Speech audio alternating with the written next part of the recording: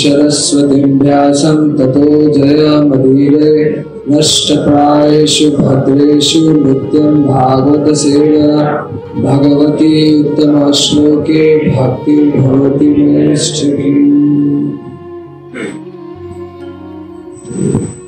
पंचम स्कंद श्रीमद् भागवतम छठा अध्याय। हिंदी हिंदी पंचम स्कंद का छठा अध्याय और पहला नंबर श्लोक दिया है। छठा अध्याय का नाम क्या है? ऋषभ देव के कार्यकलाप, activities of the Lord Rishabh Dev. और पंचम स्कंद क्या है? The creative impetus. ये श्लोक कितना कैसे हम पढ़ पाएंगे? मैं वर्ड टू वर्ड मीनिंग पढ़ता हूँ। मैंने वैसे बहुत ट्राई किया उसको रिसर्च करना कि कहीं मुझे इस श्लोक का मीटर पता चल जाए। बहुत कठिन था। इट इज वन लाइनर श्लोक।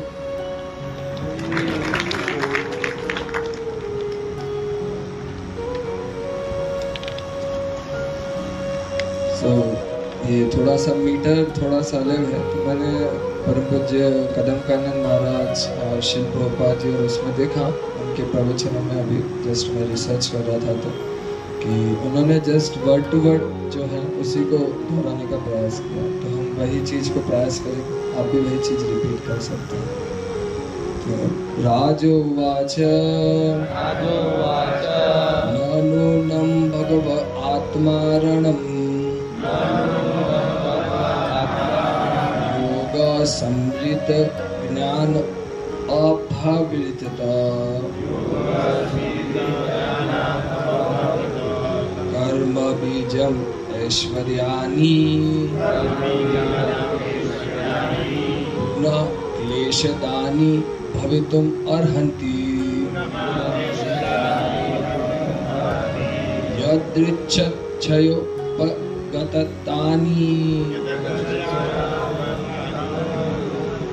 राजोवाच नूनं भगव आत्मारणम् योग समरित ज्ञान अवभरिजित कर्म बीजम ऐश्वर्याणि पुनः क्लेशदानि भवितुम् अर्हन्ति यदृच्छयोपगतानि।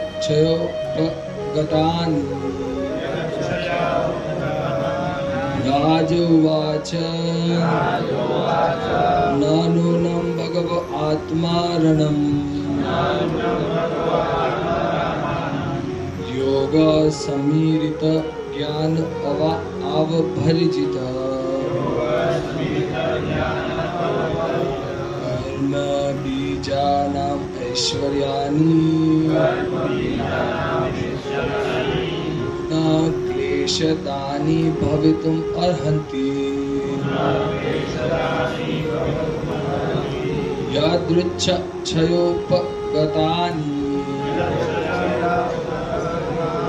अगर कोई दोहराना चाहे तो दोहरा सकते हैं। और मेरे से अलग ट्यून में अगर आपको अच्छे से आता है तो दोहरा सकते हैं।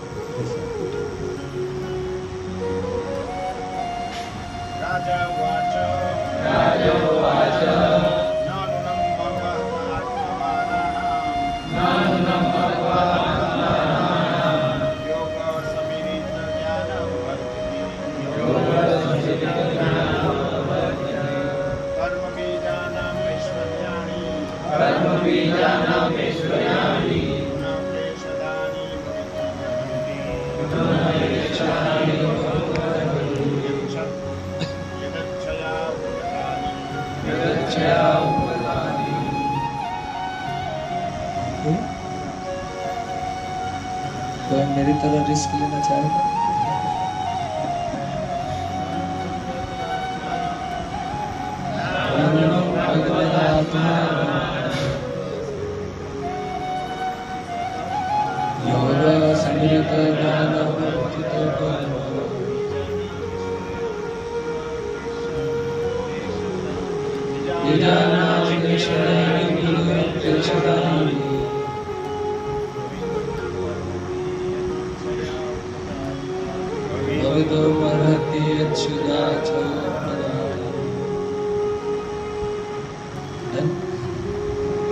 माता है Vaishnavi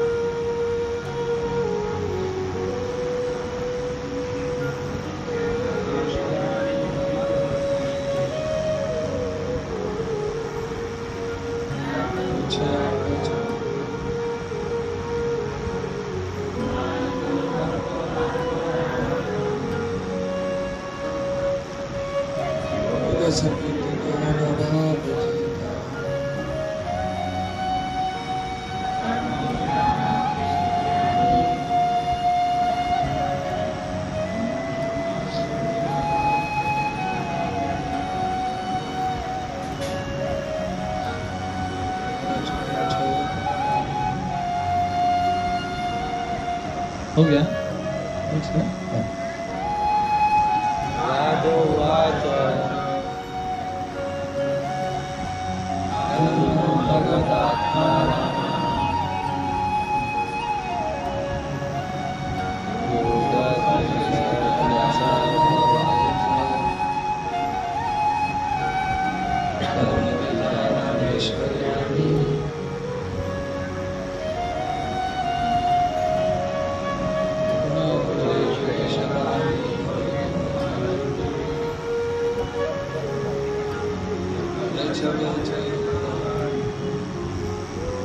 okay, so word to word meaning पढ़ने से पहले हम उसका ओवरव्यू पढ़ लेते हैं। छठा अध्याय जो है पंचम श्लोक, उसका ओवरव्यू पढ़ने के बाद word to word meaning translation करते हैं।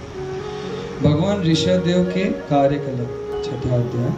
इस अध्याय में भगवान ऋषभ देव के देह त्याग का वर्णन है। जब उनका शरीर दावाग्नि में जल रहा था तब भी वे अपने शरीर से आसक्त न थे। जब कर्म बीज को ज्ञान की अग्नि से जलाया जाता है तो दिव्य ज्ञान तथा योग शक्तियां स्वतः प्रकट हो जाती हैं।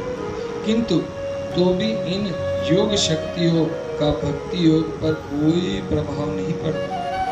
सामान्य योगी योग शक्तियों से मोहित हो जाते हैं और उसकी उन्नति रुक जाती है। अतः सिद्ध योगी इनको अच्छा नहीं समझते, न अस्थिर, चंचल तथा अविश्वसनीय है। अतः इसे सदैव नियंत्रण वश में रखना चाहिए। यहाँ तक कि सौबरी जैसे सिद्ध योगी का मन इतना चंचल हो गया कि उसकी समस्त योग शक्तियों जाती रही। मन के चंचल होने से परम सिद्धि योगी भी अच्युत हो सकता है। मन इतना चंचल है कि सिद्ध योगी को भी यह इंद्रियों द्वारा वशीभूत होने पर विवश कर देता है। फलतः समस्त योगियों को उपदेश देने के लिए ही भगवान ऋषभ देव ने देह त्याग की क्रिया प्रदर्शित की। दक्षिण भारत में कर्नाटक, कोंक, वेंक तथा कुटक प्रदेशों का भ्रमण करते हुए वे कुटकाचल के निकट पहुंचे। अचानक वहां जंगल में आग लग गई, जिसमें वह जंगल और ऋषभ देव का शरीर जलकर राख बन गया। मुक्त जीव के रूप में ऋषभ देव की लीलाओं का पता कोंक, वेंक तथा कुटक के राजाओं को था। इस राजा का नाम अर्हित था। बाद में वह माया के वशीभूत हो गया और इस स्थिति में जैनवाद का प्रवर्तक बना। ऋषभदेव ने ऐसे धर्म नियमों की स्थापना की जिनसे मनुष्य भौतिक बंधन से मुक्त हो सके। उन्होंने सब प्रकार के नास्तिक कार्यों का अंत कर दिया। इस धारा में भारतवर्ष नामक स्थान देश अत्यंत पवित्र है, क्योंकि जब जब परमेश्वर को अवतरित होना इच्छा हुई तब वे इसी भूमि में अवतरित हुए। ऋषभदेव ने उन सभी योग शक्तियों की उपेक्षा की जिनके पीछे तथाकथित योगी फिरते रहते हैं। भक्ति की भव्यता के कारण भक्तगण तथाकथित योग शक्ति में बिल्कुल रुचि नहीं रखते। योगेश्वर कृष्ण भगवान श्री कृष्ण अपने भक्त को और से सभी शक्तियों का प्रदर्शन करने वाले हैं। भक्ति योग शक्ति से कहीं अधिक मूल्यवान है।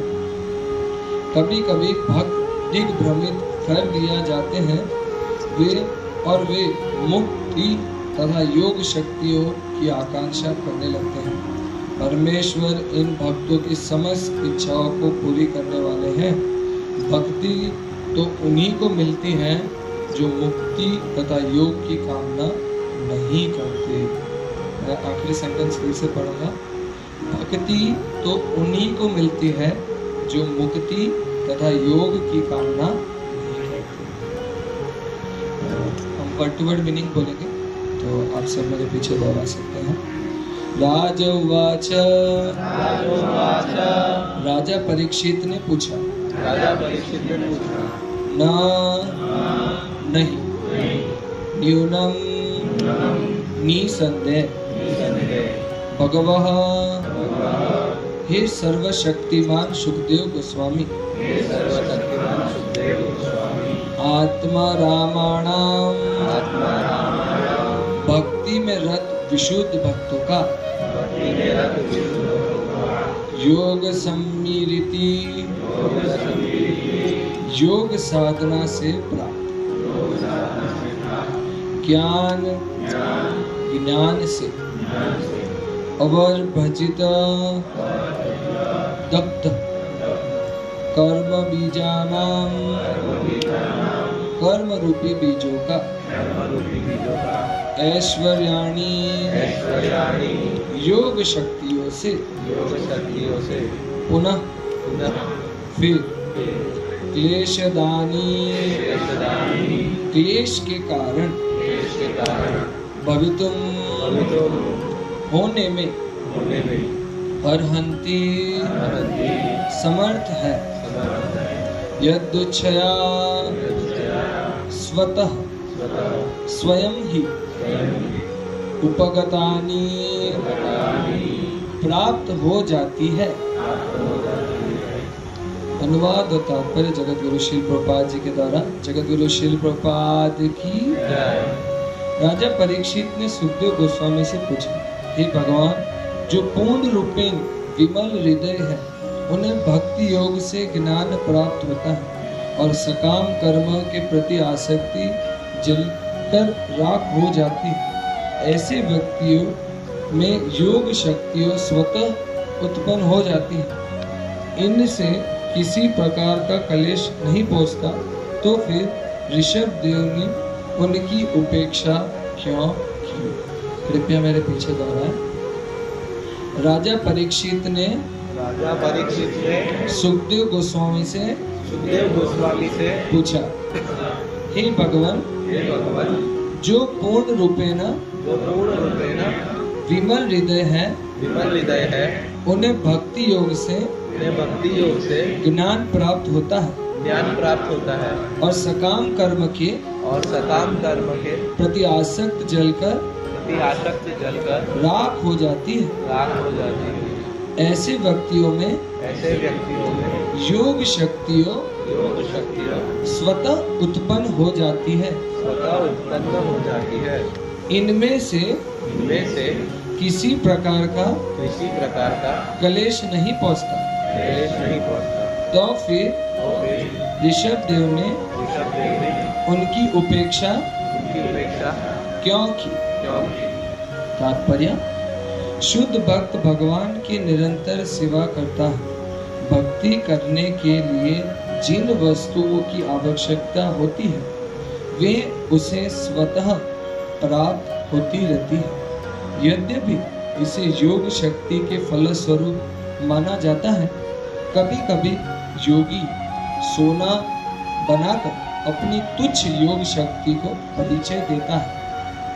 थोड़े से सोने से मूर्ख जनता मोहित हो जाती है और योगी के अनेक अनुयायी बन जाते हैं, जो जानबूझकर ऐसे तुच्छ मनुष्य को भगवान मान बैठते हैं।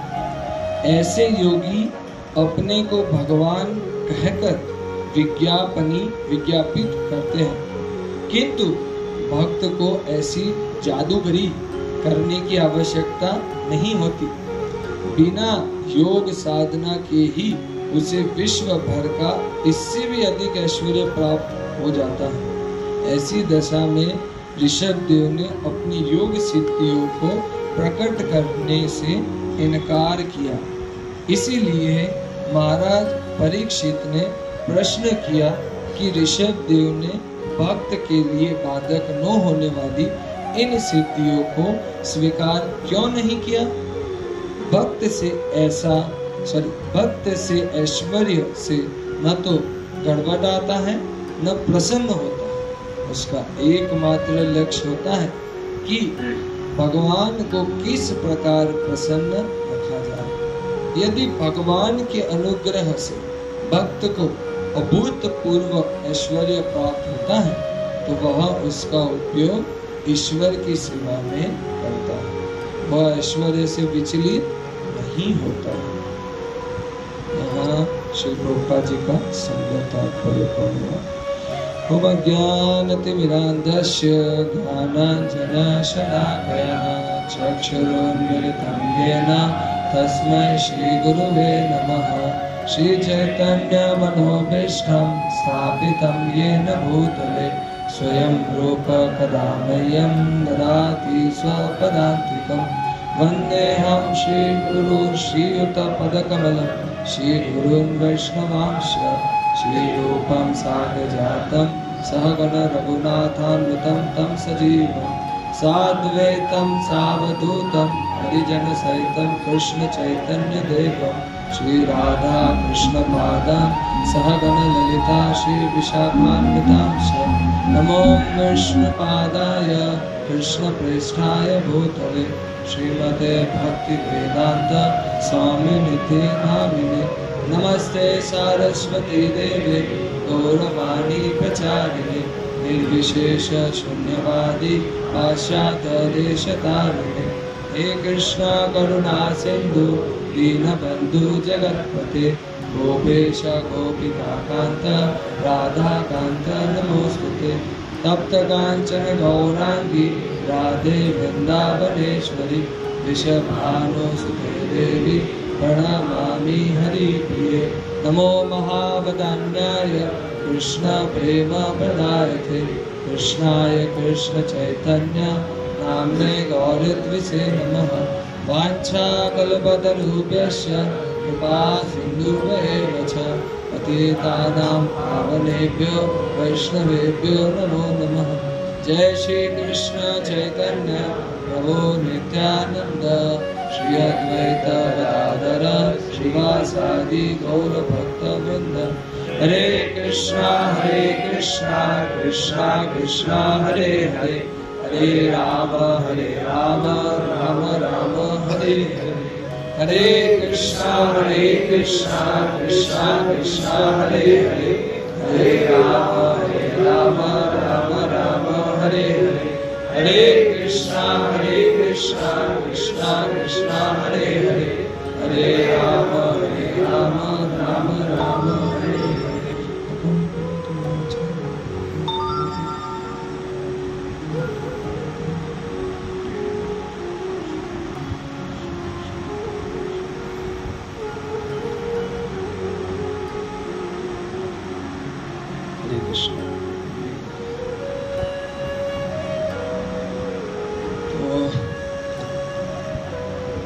मैं पहले शुरुआत करने पहले सभी भक्तगण के चरणों में आशीर्वाद की याचना करता हूँ कि आप सभी लोग कृपया करें, आशीर्वाद दें कि मैं सही समय पे सही चीज़ को सही रूप से सही ढंग से आपके सामने बोल सकूँ, जिससे आपके हृदय में सही प्रकार का प्रेरणा उद्भूत हो सके। तो मेरी याचना है आप सभी से, हम प्रयास कर रहे हैं। मैं धन्यवाद देता हूँ प्रभु जी, व्यास प्रेसिडेंट प्रभु जी को, कि जिन्होंने मुझे मौका दिया है सेवा देने के लिए। वैसे मेरे में कोई योग्यता नहीं है, नहीं मैं आगे आने वाली चीज़ों जो है वो इसलिए बोल रहा हूँ कि मैं उसको रियलाइजेशन कर चुका हूँ, जैसा मननम या कुछ नहीं है, बस जो आचार्यों ने बताया है उसे दोहराने का प्रयास कर रहा हूँ, और साथ ही मैं खुद को याद करने का प्रयास कर रहा हूँ कि हे उद्धव, अगर तू इन सभी के सामने ये बोल सकता है तो आगे जाके ये लोग भी देखेंगे कि तू कर रहा है कि नहीं, तो इसको करने का प्रयास करूँगा। और सभी से निवेदन है कि अगर कभी आगे बोलने में कभी भूल चूक हो जाए तो छोटा बच्चा समझ के उसे माफ कर दीजिएगा। बहुत सुंदर ये वर्णन है, श्लोक है, और प्रायतः मुझे अच्छी चीज़ मिली है कि आज ही के दिन, आज क्या है, योगिनी एकादशी है।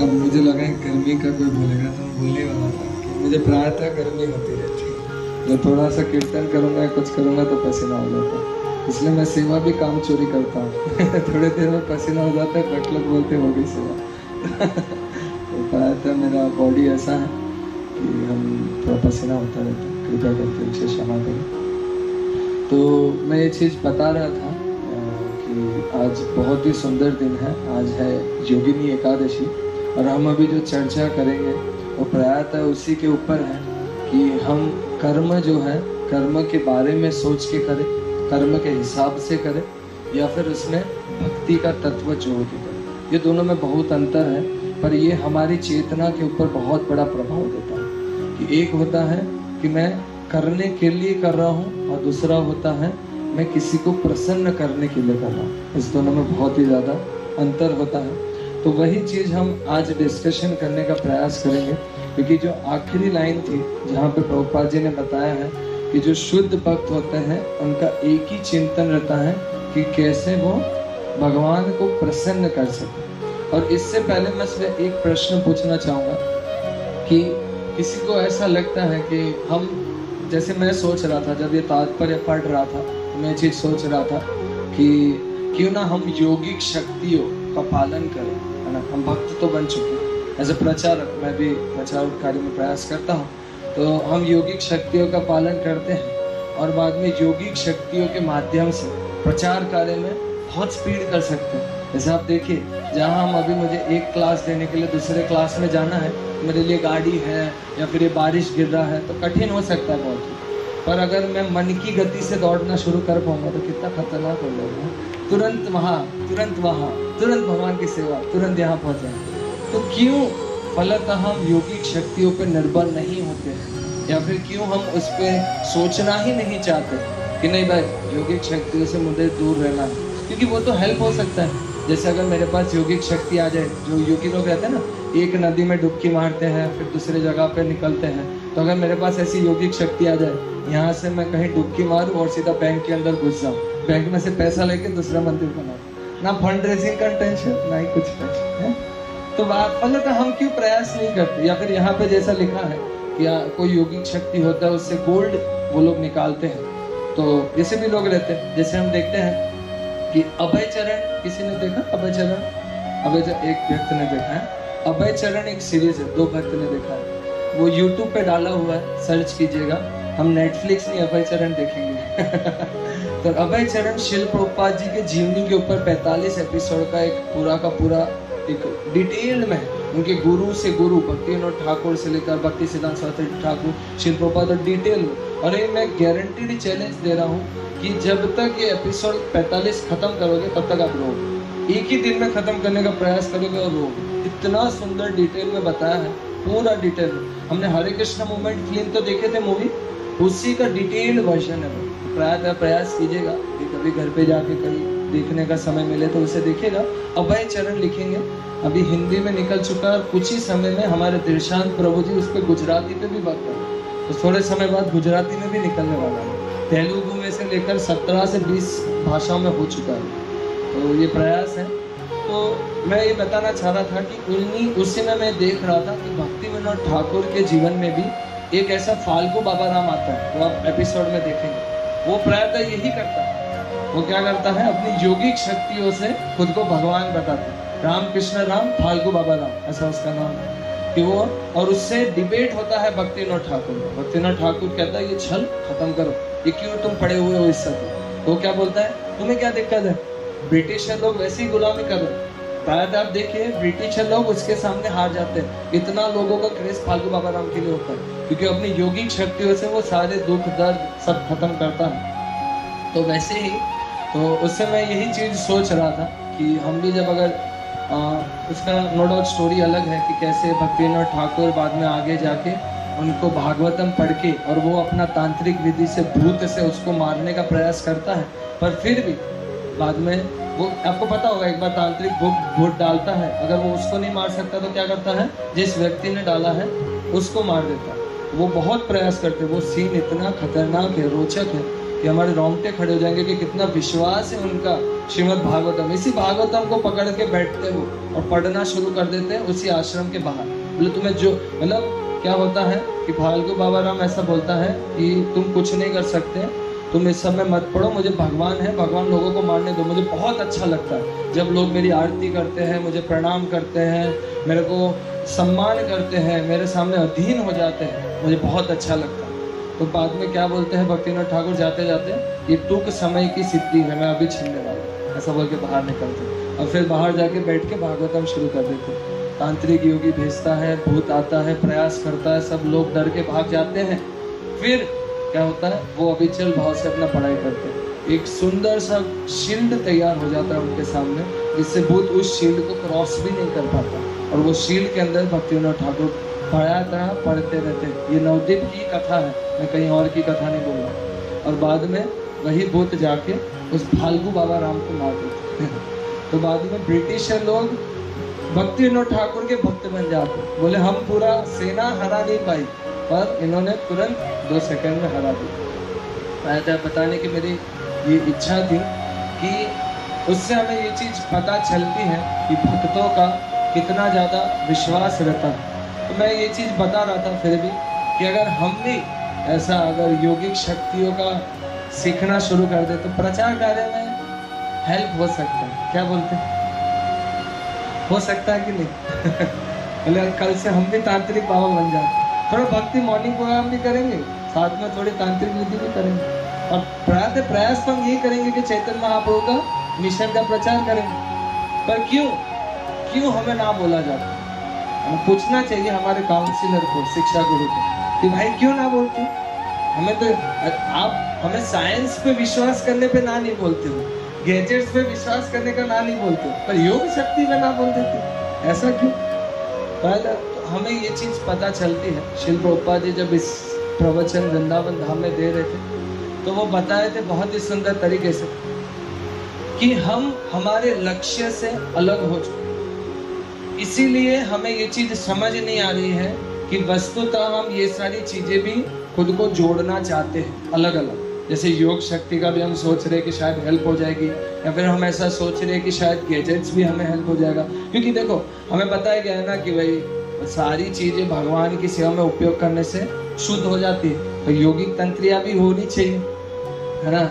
मतलब फिर तो क्या प्रभुपाद जी ने 108 बनाया था, हम तो मतलब 1008 बना देंगे। एकदम पैसा मिल रहा है दबादब, भक्त बन रहे दबादब, उनकी दुख दर्द खत्म, सब योगिक शक्तियों से हो। क्यों बात हम इस पे नहीं कर रहे? क्योंकि इससे क्या हो रहा है, हमारा भगवान के ऊपर शरणागति विश्वास चला है। जितना हम भगवान के ऊपर विश्वास कर सकते थे वो प्रायः चला गया। तो सिंपल है कि अगर मुझे योग शक्ति से प्रचार हो रहा है, अगर मैं प्रचार कृष्ण भावनामृत का भी करूंगा, पर आगे जाके कोई मुझे पूछेगा कि इसका सीक्रेट क्या है, तो क्या बोलूंगा? कृष्ण भावनामृत, कृष्ण कृपा कर रहे हैं, नहीं ना? ये तो योग शक्ति से हो रहा है।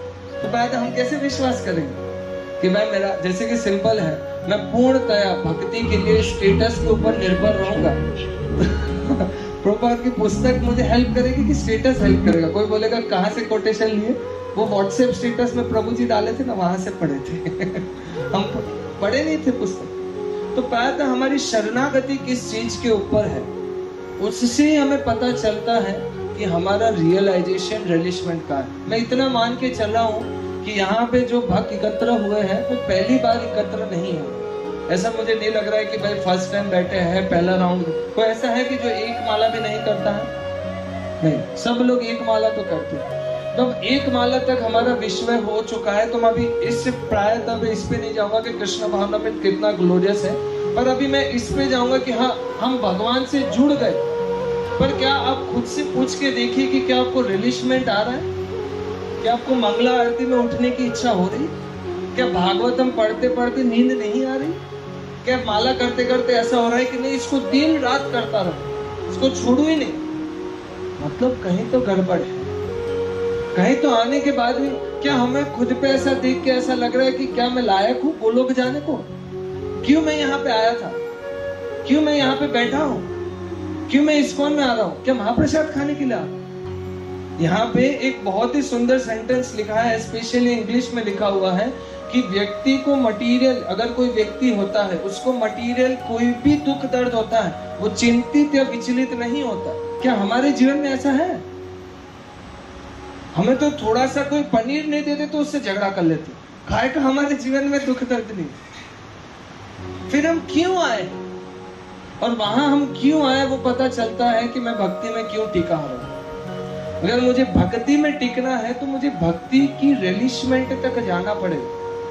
मुझे सोचना पड़ेगा कि मैं क्यों वजह से, इसलिए बोला जाता है, भक्ति सिद्धांत सरस्वती ठाकुर बोलते हैं कि हर 15वें दिन, एकादशी के दिन आप लोग, इसलिए मैं बोल रहा हूँ ना, आज मुझे बहुत ही अच्छा मौका मिला है सेवा करने का। हर 15 दिन एकादशी के दिन हमें जो है वो देखना चाहिए कि मैं पिछले 15 दिन में कितनी प्रगति कर चुका हूँ। और हम क्या करते हैं, हर एकादशी के दिन ये सोचते हैं कि आज कौन सी 11 रस करेंगे, आज कौन सा रस बनेगा, आज कौन से पकवान बनेंगे, हम ये सोचते।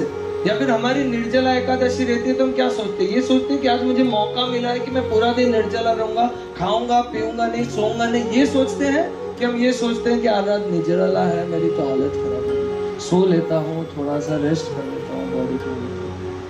हमारा कॉन्शियसनेस हमें पता चलता क्यों मैं भक्ति में आऊं। ये प्रायतः हमें हर एक सेकंड याद करना चाहिए कि मैं यहाँ पे क्यों खड़ा हूँ। मैं तुझ, और ये मैं नहीं बोल रहा हूँ, ये कौन बोल रहे हैं? आप देखिए, आपका पूरा का पूरा मॉर्निंग प्रोग्राम ये चीज बोल रहा है, मैं थोड़ी बोल रहा हूँ। आप संसार दावानल उठा दीजिए तो क्या बोलते हैं वो, यस्य प्रसादात भगवत प्रसादो, तो उनके प्रसाद से ही मेरी कृपा हो रही। तो अब मैं, आप सब लोग प्रचारक व्यक्ति है, आप सभी लोग प्रचार के लिए रेडी हो चुके हैं, तो आप खुद भी देख के देखिए कि हमारी जो कॉन्शियसनेस है, जब हम प्रचार करने हेतु जाते हैं बाहर, हम ये सोचते हैं कि मैं सामने वाले को कैसे इम्प्रेस करूंगा, या फिर हम ये सोचते हैं कि भगवान प्लीज हेल्प कर दो कि उसके अंदर भी वो परमात्मा बैठा है, कि वो परमात्मा जग जाए और वो हमारे पास आए। जब हम फंड रेजिंग करने हेतु जाते हैं, हम जब पैसे लेने हेतु जाते हैं, या फिर हम किसी को बहुत ही ज्यादा धन राशि मांगने हेतु जाते हैं, मंदिर के कार्य हो, गौशाला के कार्य हो, कुछ भी हो, तो हम प्रायतः ये प्रयास करते हैं कि हम भगवान से प्रार्थना करें, या फिर हम प्रायतः ये प्रयास करते हैं कि मैं उसको इम्प्रेस कैसे करूंगा, सुंदर कपड़े पहन के जाते हैं। हमारी चेतना क्या है? अभी आपको मैं थोड़ा सा याद दिलाऊंगा कि आप कहाँ बैठे हैं, इस्कॉन में बैठे। इस्कॉन का अर्थ क्या है? कृष्ण भावना मृत। ये चेतना का विषय है, ये भावना का विषय है। हम यहाँ आने के बाद सिर्फ मैकेनिकल बना देते हैं। हम इतने प्रातः सेवा में बैठ जाते, सो जाते, ये करते हैं कि हमें याद ही नहीं रहता कि मेरे को भावना चेतना भी तो अंदर घुसानी है। मैं सेवा किस वजह से कर रहा हूँ? वरना भक्तिविनोद ठाकुर क्या बोलते हैं, सालों साल तक हरि नाम कर लो, करोड़ों साल तक सेवा कर लो, कुछ फुटक भी फर्क नहीं पड़ेगा। इतनी सी भी चेतना में अंतर नहीं आएगा। हम देखते हैं, बोलने का मुझे इच्छा नहीं होगी, हम बहुत देखते हैं, आप ही देखे होंगे, जो लोग पैदल यहाँ रहते हैं सालों साल, बहुत से लोग आए, बहुत से लोग गए। बहुत से लोग आए, बहुत से लोग गए, क्योंकि यहाँ पे मटीरियल सुख नहीं मिलता। अगर मिलता भी है तो यहाँ ज्यादा नहीं मिलता। यहाँ हमें कृष्ण से कनेक्ट होना पड़ेगा, हमें पूरी प्रार्थना करनी पड़ेगी। आप देखिए तुलसी आरती में हम क्या गाते हैं, तुलसी आरती में यही गाते कि भाई हमें राधा कृष्ण की सेवा में लगा दो, हमें भगवान की सेवा में लगा दो, हमें विलास कुंज में एक सखी की तरह बना दो। हम यही सोच के आए, और ये आने के बाद हम कर क्या रहे, क्यों बैठे हैं, ये सोचना चाहिए हर बार। एटलीस्ट एकादशी के दिन सोचना चाहिए।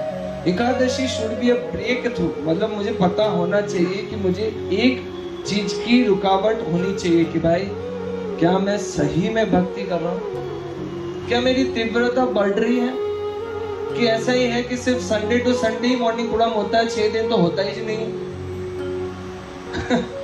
मतलब क्या है, हमें ये चीज सोचनी चाहिए कि क्या मेरी इच्छा ऐसी है कि भाई मैं जब रात को सोता हूँ तो सुबह ये सोचता हूँ कि अगर मैं 4:30 बजे नहीं उठा, ब्रह्म मुहूर्त में नहीं उठा, तो मैं कैसे भगवान को प्रसन्न करूंगा। जहाँ पे ऐसा बोला गया है कि भाई भगवान जो है वो सूर्योदय के समय उठ जाते। आप देखिए वृंदावन में जो गाते मंगला आरती, उसमें क्या बोलते हैं, विभावरी शेष आलोक प्रवेश निद्रा छड़ी उठ जीव, और हम बिस्तर में सो रहे हो। कैसे हम भगवान की प्राप्ति करेंगे। फिर हम क्या बोलते हैं, बड़ी बड़ी बात, हरि नाम में रस चाहिए, गोलोक वृंदावन में वास चाहिए, राधा निकुंज में वास चाहिए। कैसे मिलेगा। मैं आप सब की बात नहीं कर रहा हूँ, कहा था मुझे खुद को भी याद होगा, हमें खुद भी याद रखना चाहिए कि मेरा कितना इसके प्रति। परम पूज्य भक्ति प्रेम स्वामी महाराज से एक बार पूछा गया था कि भाई स्पिरिचुअलिटी में प्रगति का एक शब्द में उत्तर दीजिए कि कैसे हम स्पिरिचुअलिटी में प्रगति करें, उसका समझना हो अगर मुझे छोटे छोटे शब्दों में, तो कैसे मैं समझूंगा। वो सिंपल चीज में बताते, मटेरियल एडवांसमेंट जो है वो घटना चाहिए, स्पिरिचुअल एडवांसमेंट घटना चाहिए। मतलब मेरा मटेरियल प्रति कितना डिटैचमेंट हो रहा है और स्पिरिचुअलिटी के प्रति कितना अटैचमेंट हो रहा है, ये रेशियो को ही पता चलता है कि मैं, और ये लॉजिकल है, इसमें कोई इलॉजिकल बात नहीं है। आप सोचिए, आप गोलोक का सोच रहे हो और यहाँ पे घर के लिए टेंशन ले रहे हो, कैसे वहां जाओगे। वहां जाओगे फिर भी इस घर का टेंशन लोगे, यहाँ ही भेजा जाएगा तुम्हें, क्यों ही वहां जाओगे, क्यों मैं जाऊंगा गोलोक। अगर मुझे गोलोक का अगर मैं ये भागवतम उठा के नहीं पढ़ रहा हूँ तो मुझे गोलोक के बारे में पता कैसे चलेगा, और गोलोक के बारे में पता नहीं चलेगा तो मैं गोलोक क्यों ही जाऊंगा। ये लॉजिकल है ना। अगर मुझे मॉर्निंग प्रोग्राम में उठने में दिक्कत हो रही है तो मैं गोलोक क्यों जाऊंगा, क्यों मैं वहां पे जाके विभावरी शेष करूंगा कि भाई जैसे ही सूर्य उदय हुआ भगवान के पास जाके गोपियां दौड़ के जाती थी कि पहला दर्शन मैं कृष्ण का करूं। हम दौड़ते हैं क्या कृष्ण का दर्शन करने? ये कृष्ण नहीं है क्या? कोई डाउट है? फिर भी हम नहीं हो, मतलब हम कहीं ना कहीं पीछे हैं। मैं जब परम पूज्य कदम कानन महाराज की इसके ऊपर लेक्चर सुन रहा था तो वो वही चीज बता रहे थे।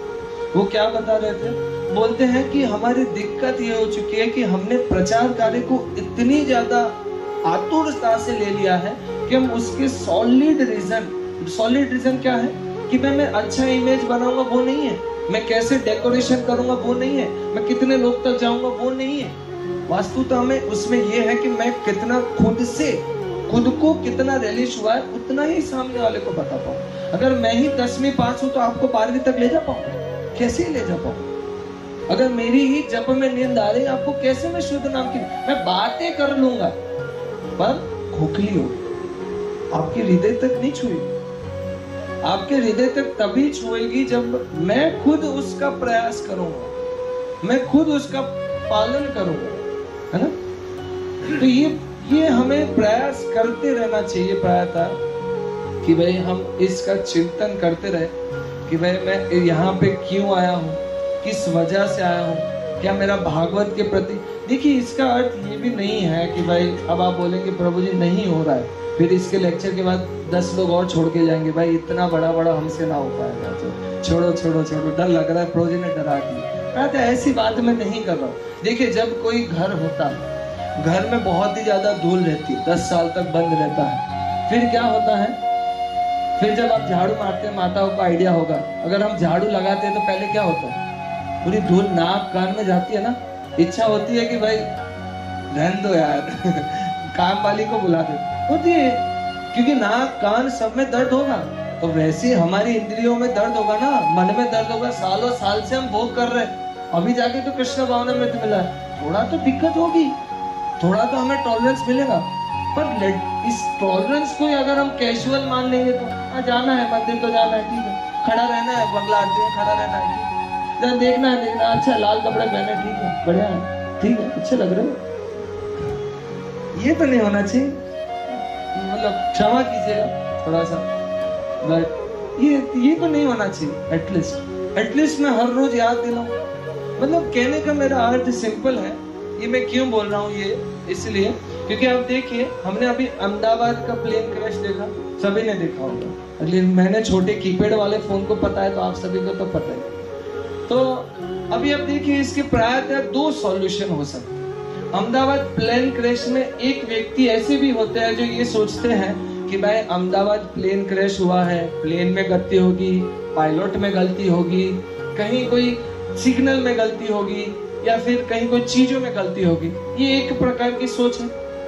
और दूसरे प्रकार की सोच क्या है, जो हम भक्त लोग सोचते हैं कि नहीं, जो आयुर्हरति वे पुंसा, एक समय जा रहा है, कहीं ऐसा ना हो कि आप जिस पे बैठे हो वही सीलिंग गिर जाए। आयुर्हरति वे पुंसा, जो रोड जा रहे वही फट जाए। आयुर्हरति वे पुंसा।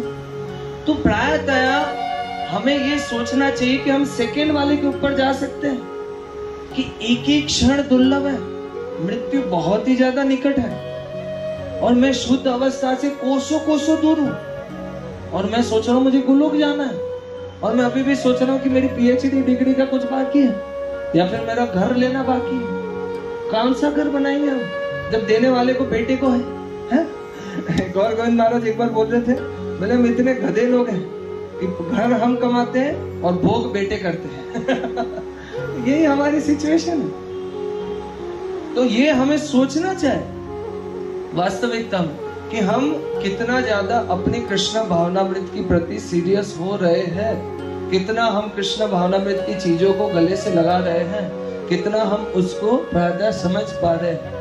कि हम, मुझे एक भक्त बोल रहे थे कि अब से मैंने प्रॉमिस कर लिया है कि आने वाले इस साल तक मैं कहीं ट्रैवलिंग नहीं करूंगा। मैंने बोला जहां बैठे हो वहां की गारंटी लेके बैठे हो क्या?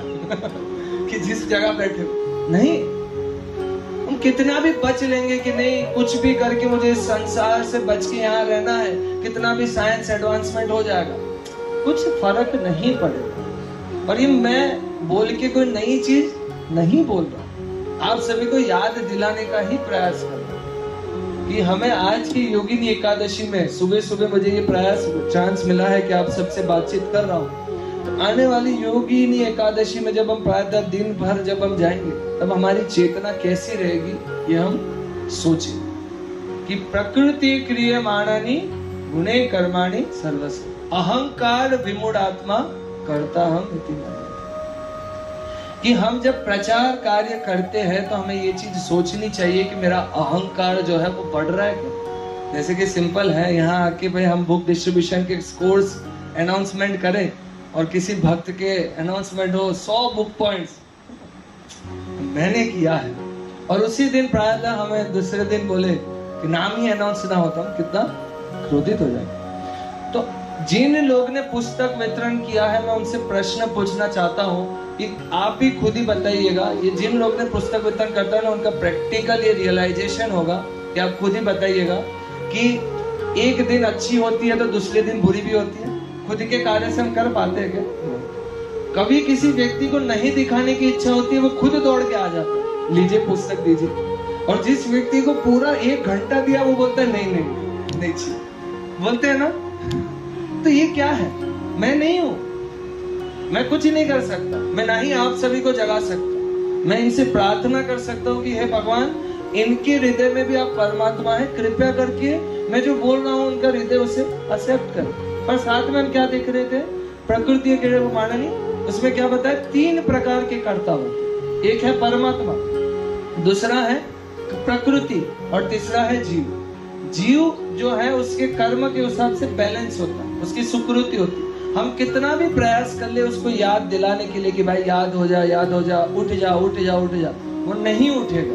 क्यों? क्योंकि उसका बैंक बैलेंस में उतना है ही नहीं। हम तो सिर्फ प्रयास कर सकते। हम ऐसी एकदम रोचक बैकग्राउंड म्यूजिक के साथ में कथा एकदम इंटरेस्टिंग, कोई सोए ना, ऐसा प्रयास भी हम कर लेंगे पर चीजें अविफल रहेंगी अगर हमारी चेतना सही माध्यम से सही जगह नहीं हो। और ये चेतना सही माध्यम से सही जगह करने का एक ही फॉर्मूला प्रभुपाद जी बोलते हैं, वो है मॉर्निंग प्रोग्राम। मॉर्निंग प्रोग्राम अगर कोई व्यक्ति करता है तो 64 अंग भक्ति रसामृत सिंधु में बताया गया है, 64 में से 50 अंग उसके हो जाते हैं सिर्फ और सिर्फ ये मॉर्निंग प्रोग्राम करने से। आप वृंदावन में जाएंगे, बाबा जी संत को मिलेंगे, वो लोग क्या बोलेंगे, इस्कॉन वाले जो है वो वैदिक भक्ति करते, राग भक्ति नहीं करते। राग भक्ति आप लोग नहीं करते हो इसलिए आप गोलोक नहीं जाओगे, भूल जाओ। और ये लिखा हुआ है कि राग भक्ति नहीं करने से गोलोक नहीं जाएंगे। भक्ति रसामृत सिंधु आखिरी स्कंद में चले जाएंगे। हाँ पता है, वैदिक भक्ति के बाद राग भक्ति आती, हम तो नहीं कर रहे। वैदिक भक्ति का अर्थ क्या है कि जहाँ पे आप ये नियम पालन करते हो, जो करते हैं ना 4 नियमों का पालन है। राग भक्ति क्या होता है, आप किसी भी एक अनुयायी या फिर कृष्ण, राधा रानी, यशोदा मैया, मधुसूदन, मधुबाला, किसी भी व्यक्ति को पसंद करने लगते हैं, उस पर चिंतन करने लगते हैं, उससे कनेक्ट हो जाते हैं और फिर निमग्न रूप से उनकी सेवा में लत हो जाते हैं। क्या कोई कर रहा है? नहीं कर रहा। इसको में भी कोई फायदा नहीं कर रहा हूँ। और उसका उत्तर प्रभुपाद जी ने क्या दिया था, सुबह की तुलसी आरती हमारी राग भक्ति। जो तुलसी आरती गाता है, तुलसी आरती में क्या गाते, निकुंज दियोवास, तो हमें निकुंज में वास चाहिए, वही राग भक्ति हमारी इच्छा है। अमरेंद्र प्रभु जी क्या बताते हैं, रात के 9 से सुबह के 9 संभाल लिए तो सुबह के 9 से रात के 9 संभले जाएंगे, कोई टेंशन नहीं। पर अगर हमने रात के 9 से सुबह के 9 का अर्थ क्या है कि रात को 9 बजे मतलब जल्दी सो जाइए, जल्दी उठ जाइए और बाद में क्या कीजिए, मॉर्निंग प्रोग्राम कीजिए, 4:30 बजे उठ जाइए। अगर घर से दूर रह रहे वहां पे रह के कीजिए, अभी तो सब ऑनलाइन का माध्यम आ चुका, पर मॉर्निंग प्रोग्राम करेंगे। सिंपल है, सुबह सुबह अगर बैटरी रिचार्ज होगी तो कोई डिस्चार्ज करने का दिन में दिक्कत है नहीं। मैं कुछ नहीं बोलूंगा, आप सभी लोग बताइए, सुबह 5:30 से 7:30 जो माला करते हैं और दिन में माला करते हैं, अंतर दिखता है कि नहीं? फिर हम क्यों नहीं उठते? क्यों हम ये सोचते हैं कि भाई सुबह माला नहीं करनी, जब हमें खुद ही पता है। ये तो ऐसा ही हो गया ना, दारू डियो को भी पता है कि मैं दारू नहीं पीना चाहिए, फिर भी नहीं छोड़ पाता। वैसे हम भी हुए, हम नहीं उठ पाते। हमें पता है भागवत पढ़ने से हमारी चेतना में मन लगेगा, तो हम क्यों नहीं पढ़ते? इसलिए मेरी ये नम्र विनंती है, समय भी बहुत आगे बढ़ रहा है, तो मैं ज्यादा नहीं, आखिरी में बस योगिनी एकादशी के बारे में थोड़ा सा संदर्भ या थोड़ा सा उस पर बोलने का प्रयास करूंगा। और अगर आज के उसमें से जस्ट हम थोड़ी सी चर्चा करेंगे तो यही है कि जो प्रचार कार्य है उसमें क्या है, हम क्या देखते हैं कि पहले खुद को प्रचार करना है ना, और फिर जाके हमें दूसरी चीजों के ऊपर ध्यान देना है। चैतन्य चैतामृत में क्या बोलते हैं, जन्म सार्थक करी करो परोपकार। हमें पहले खुद को सार्थक करना है। श्रील प्रभुपाद जी के जीवन में हमने देखा, मैं प्रायः बोलना नहीं चाहूंगा पर आप सभी ने मिरेकल्स देखे होंगे कि किसी व्यक्ति को तांत्रिक के ऊपर विश्वास करने की, ज्योतिष के पास विश्वास करने की जरूरत पड़ी है। श्रील प्रभुपाद जी आप देख लीजिए, सिर्फ और सिर्फ श्रील प्रभुपाद जी को जब पूछा गया था कि आप अमेरिका आए, कैसा रखा, कैसा लगा, श्रील प्रभुपाद जी ने क्या बोला, मैं नहीं आया, श्रीमद् भागवतम मुझे लेके आया। ये चेतना का अंतर है। अब बड़ो कृपा कोयले कृष्ण अधम एरमती, जो श्रील प्रभुपाद जी ने जलदूत में लिखा था भजन, उस भजन का प्रातः पठन कीजिएगा। परंतु जो भक्ति प्रेम स्वामी महाराज बोलते हैं कि वे जब भी संकीर्तन बस में जाते हैं तो जब जाने डिस्ट्रीब्यूशन से पहले वो पूरा भजन गाते हैं। वो भजन इतना सुंदर है, इतना सुंदर, क्योंकि वो भजन कब लिखा गया था पता है, जब प्रभुपाद जी बॉस्टन में उतरे थे और उतरने के बाद उन्होंने वो स्थिति देख के ऐसे हो गए थे कि यार इनको कैसे प्रचार होगा। मतलब हम देखें, हम इस अवस्था में रह के हम कृष्ण भावनामृत को गले नहीं लगा पा रहे हैं, हमारी अभी भी मटेरियल अटैचमेंट्स थोड़ी सी है, और फिर उनकी क्या गति होगी जो पूरे नग्न अवस्था में है, पूरा मतलब नशीले भाषा में है, पूरे के पूरे उनके एथिक्स टूटे हुए हैं। जैसे मैं मैकेनिकल इंजीनियरिंग से, मुझे इस सब श्रीमद् भागवतम में विश्वास करने में इतना साइंस डालना पड़ा, मतलब मुझे सनातन धर्म के बारे में सीखना पड़ा, तब जाके विश्वास हुआ। वरना मैं भी मानता था मेरे माँ बाप बंदर है, मतलब कहने का अर्थ मैं बंदरों से आया, हम सब मानते थे। तो प्रायतः हमें कितनी मेहनत करनी पड़ी, अब वहां तो क्या ही चीज होगी, तो ये बढ़िएगा तब हमें पता चलेगी कि कितना विनम्र होकर हमें प्रयास करना है दिन रात। और हमारा जो प्रोसेस है, हमारा जो ये कृष्ण भावनामृत है, वो प्रायतः दीन ह्यूमिलिटी का ही है। प्रणाद अपनी सुनी चेना करो रपी सही सुना, अमानी ना मान देना कीर्तनिया सभा है। परम पूज्य भक्ति चारू स्वामी गुरु महाराज बोलते हैं कि गोलोक वृंदावन का दरवाजा इतना छोटा है क्योंकि आत्मा कितनी है, एक बाल के अग्र भाग के 10,000 भाग, इतनी छोटी है, वहां बड़े बड़े लोग नहीं जा सकते। अगर आप बड़ा बनना चाहते हैं तो नहीं घुस पाएंगे। अगर आप सोच रहे बड़े बड़े मंदिर बनाएंगे, बड़ा प्रचार करेंगे, तो यहीं रहोगे, भगवान बोलेंगे तुम यहीं रहो, चलेगा, वो से नहीं जा पाएंगे। दीनहीन तृणदपि होना पड़ेगा।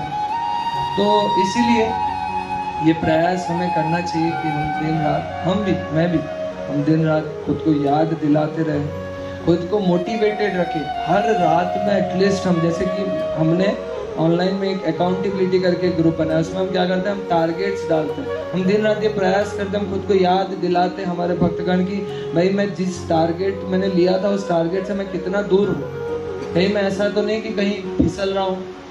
सर याद करना चाहिए, सोचना चाहिए कि आज मैंने टारगेट लिया था, मैं इतना पढ़ूंगा, इतना समझूंगा, कनेक्ट हो पाएगा। देखिए शास्त्र अध्ययन में कोई बड़े बड़े डाउट्स नहीं निकाले।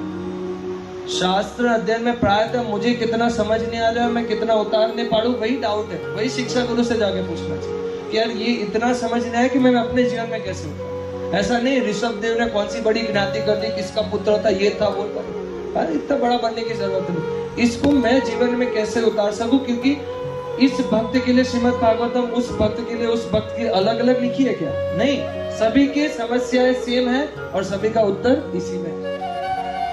बस हम खुद से ही समस्या डालते हैं, जैसे कि मोटा हो गया हो थोड़ा दौड़ना पड़ेगा, खुद की समस्या है, दूसरे की नहीं, पतले की नहीं है।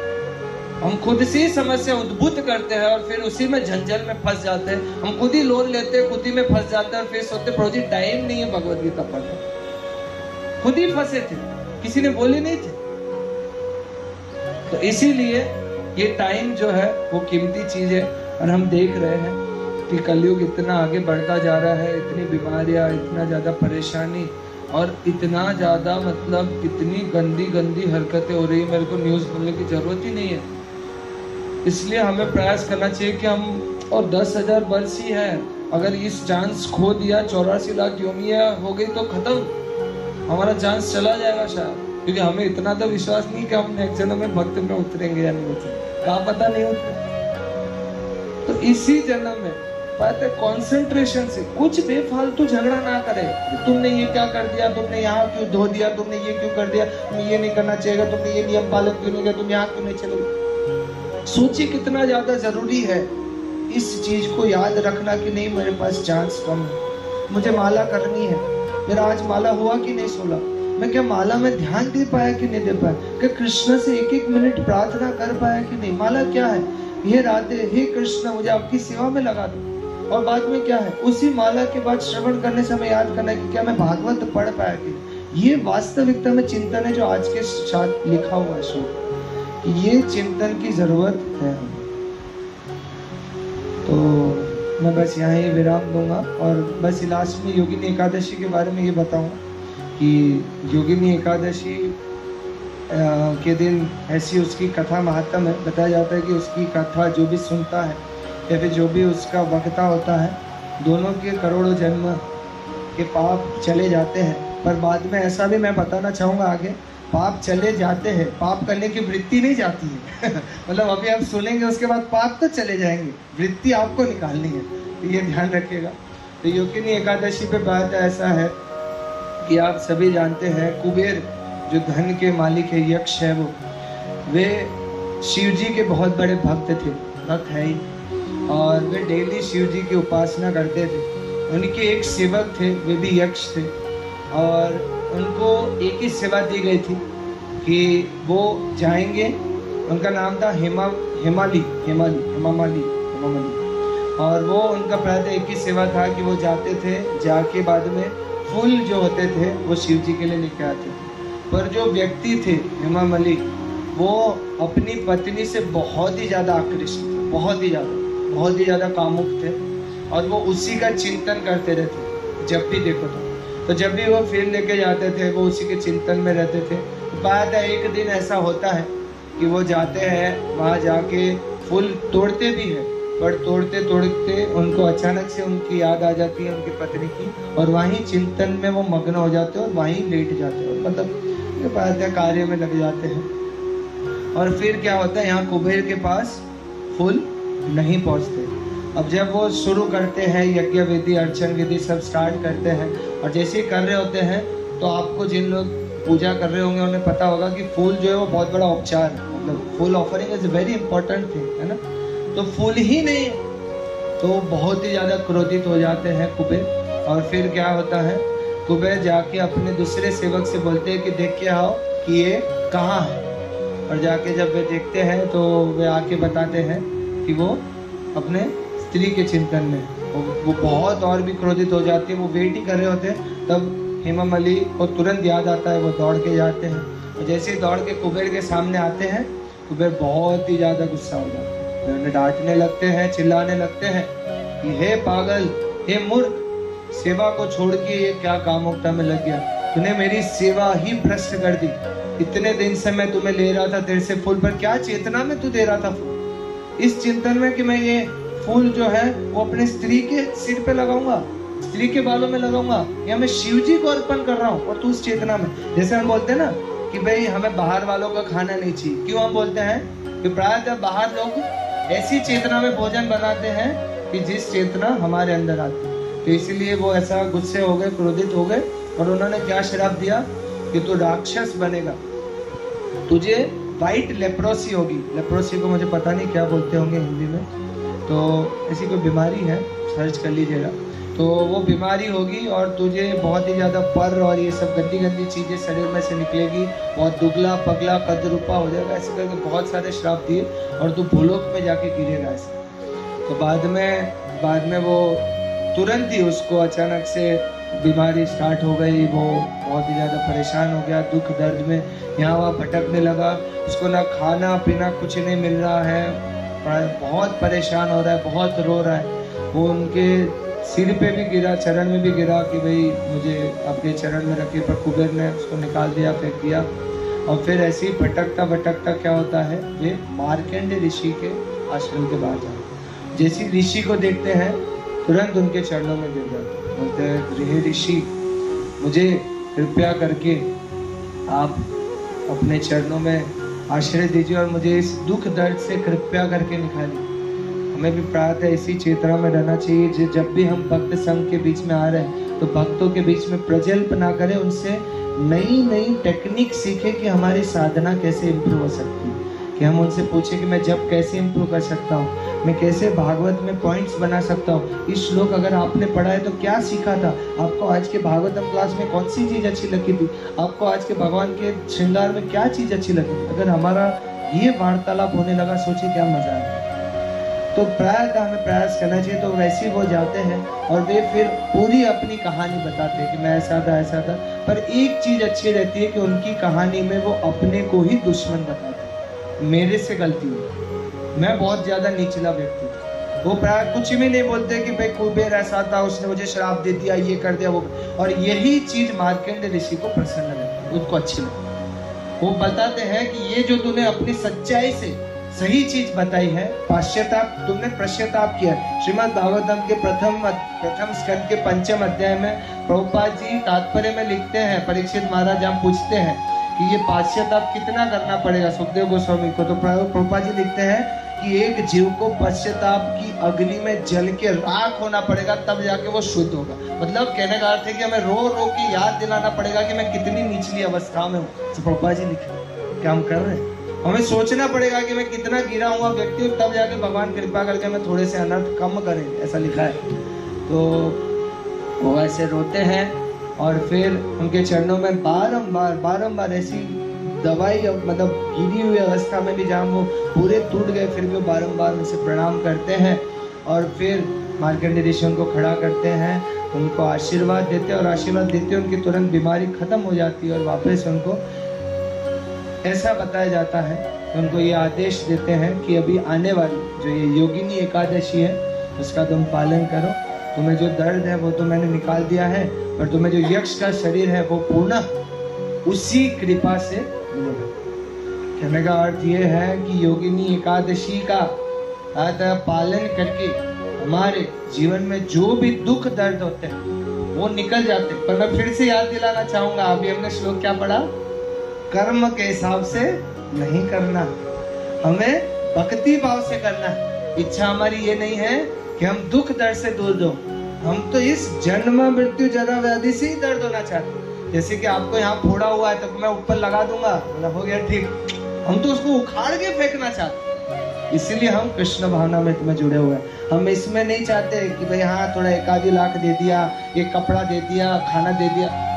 हम इस जन्म मृत्यु में ही नहीं फंसना चाहते। हम उतना दूर सोच रहे, सोचो इतनी बड़ी चीज हासिल करना चाहते हैं और हम छोटे छोटे झगड़े कर रहे हैं। तो इसलिए हमें प्रयास करना चाहिए, भगवान से प्रार्थना करनी चाहिए कि हम इस चीज़ों में ना फंसे। क्षमा कीजिएगा 10 मिनट और ज़्यादा ले लिए थे, पर और एक चीज़ लास्ट में बस ये बताऊंगा कि मेरे से अगर कोई भी त्रुटि में कुछ ऐसी बात निकल गई हो, क्योंकि क्या है ना, मैं बहुत जोशीला आदमी हूँ कीर्तन और उसमें पसंद है, तो हो सकता है कि कभी कुछ ऐसी चीज़ लेके गई हो जो आपके दिल में ठेस पहुँच गई, पर वो ठेस आपको जैसे इंजेक्शन डॉक्टर क्यों देता है? ठीक करने के लिए। तो वैसे मैंने प्रयास किए थे कि आपको ठेस इसलिए पहुंचाया जाए जिससे आप अपनी आज की एकादशी के तीव्रता से बहुत ही अच्छे से मन लगा के 25 माला तो एटलीस्ट हरे कृष्ण महामंत्र का करें, भागवत श्रवण करें, भागवत चिंतन करें, परस्परम ददाति प्रतिगृणाति, भगवतम का उन दूसरे लोगों से बातचीत करें और खुद को जो अनुभव हो रहा है तो मुझे इतना अच्छा लग रहा है कृष्ण भावना में फॉलो करके, वो दूसरे लोगों से बताए, ना कि खुद दिखावा करे ऊपर से कि नहीं तुम्हें भी माला करो, तुम ये करो वो करो, ऐसा ना करो। बात यही प्रयास था कि हम इसी जन्म में भगवान की कृपा से, वैष्णव आचार्य की कृपा से इसी जन्म में प्रयास करें कि मरते समय, क्योंकि life is a preparation, death is an examination, and nectar in the beginning, poison in the end, poison in the beginning, nectar in the end. अगर हमें अभी कुछ भी कष्टप्रद लग रहा है कृष्ण भावना में फॉलो करने में, सुबह 4:30 बजे उठने में दिक्कत हो रही है, टेंशन मत लीजिए, क्योंकि प्रायतः जब आदमी मेहनत करता है, बच्चा जब मेहनत करता है तो उसे लगता है कि भाई ये क्यों मेहनत कर रहा हूँ, मैं भी पार्टीज कर सकता हूँ, लफंगों की तरह घूम सकता हूँ। उसे पता है कि ये मेहनत मुझे एग्जामिनेशन में याद दिलाएगी। तो डेथ एक एग्जामिनेशन है, तब हमें भगवान को याद करना है, जैसे अजामिल नारायण को याद किए थे। तो हम अगर पूरी जिंदगी सचिन तेंदुलकर की तरह प्रैक्टिस करेंगे तभी तो जाके फील्ड में हम सही तरीके से खेल पाएंगे। वैसे ही हम मरते समय भगवान कृष्ण को याद करते हैं। वांछा कल्पतरुभ्यश्च कृपा सिन्धुभ्येव च पतितानां पावनेभ्यो वैष्णवेभ्यो नमो नमः। अभी मैंने जो चीज बताई थी, आचार्य गण, गुरु वर और हमारे कृष्ण के महान प्रवक्ताओं, कथावाचकों ने बताई हुई चीजों को मैंने रिपीट किया है। मेरा कोई इसमें गलत है एक क्षण भी कुछ ज्यादा अच्छा नहीं है। मैं तो बस एक स्पीकर की तरह हूँ जो रिपीट कर रहा हूँ। कुछ अगर गलती और त्रुटि हुई, अगर किसी में कोई प्रश्न है, इच्छा